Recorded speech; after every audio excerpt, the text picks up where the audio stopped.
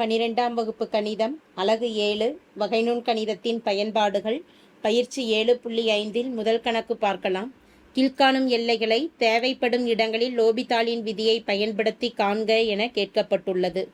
லோபித்தால் விதி அப்படிங்கிறது கொடுக்கப்பட்டிருக்கக்கூடிய சார்புள்ள எல்லை மதிப்புகளை பிரதியிடும் பொழுது அது ஒரு தேரப்பெறாத வடிவத்தில் வந்தது அப்படின்னா அது மீண்டும் மீண்டும் வகைப்படுத்தி தீர்வு தெரிகிற வரைக்கும் நம்ம வகைப்படுத்திக்கிட்டே போகணும்.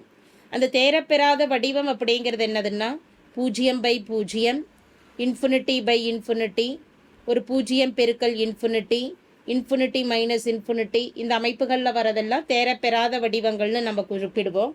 இதில் முதல் வினாவில் கொடுக்கப்பட்டிருக்கக்கூடிய சார்பானது limit x tends to 0 1 minus cos x by x square.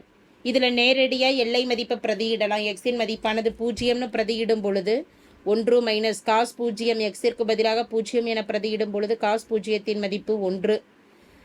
1 minus 1 by x square 0 square எனும் பொழுது மதிப்பு 0. 1 மைனஸ் 1 0/0. எனவே 0/0 அப்படிங்கிற வடிவமானது ஒரு தேரப்பெறாத வடிவமாகும். அப்படி தேரப்பெறாத வடிவமாக இருந்தது அப்படின்னா எதை பயன்படுத்தலாம்? லோபித்தாலின் விதியை பயன்படுத்த. லோபித்தாலின் விதிப்படி கொடுக்கப்பட்டிருக்கக்கூடிய சார்பானது பின்ன வடிவில் இருந்தது அப்படின்னா அதை வகையிடுவதற்கு u/v லோபித்தாலில் பயன்படுத்தக்கூடாது. தொகுதியை தனியாகவும் பகுதியை தனியாகவும் வகையிட்டு தான் நம்ம எல்லைகள் மதிப்புகளை பிரதியிடணும். தொகுதியை வகையிடும் பொழுது லிமிட் எக்ஸ்டென்ஸ் டு 0, 3இன் வகையீடானது 0 ஆகிடும். காஸ் எக்ஸின் வகையீடு மைனஸ் சைன் எக்ஸு, அப்போ மைனஸ் சைன் எக்ஸ்ன்னு இங்கே குறிப்பிடலாம். பை எக்ஸ் ஸ்கொயரின் வகையீடானது 2x.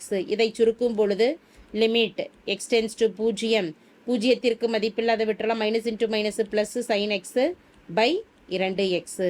மதிப்புகளை பிரதியிடலாம். பிரதியிடும் பொழுது சைன் எக்ஸு, சைன் எக்ஸுக்கு பதிலாக 0, எக்ஸுக்கு 0ன்னு பிரதியிடும் பொழுது சைன் 0 மதிப்பு 0 பை பகுதியில் 2 பெருக்கல் 0, 2 பெருக்கல் 0 எனும் பொழுது மதிப்பு 0 ஆகிடும். எனவே 0/0 அப்படிங்கிறது ஒரு தேரப்பெறாத வடிவம். அப்போ திரும்ப இதை வகைப்படுத்தலாம்.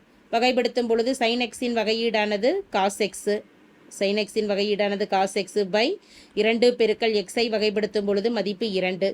இதில் எல்லை மதிப்பை பிரதியிடும் பொழுது பகுதியை பொறுத்த வரைக்கும் காஸ் 0 மதிப்பு 1 பை தொகுதி மதிப்பானது என்ன இருக்குன்னா 2ன்னு இருக்குது. அதாவது limit x tends to 0 cos x by 1 பெருக்கல் 2 2.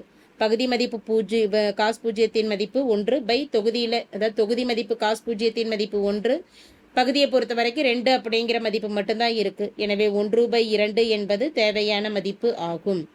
தேங்க்யூ.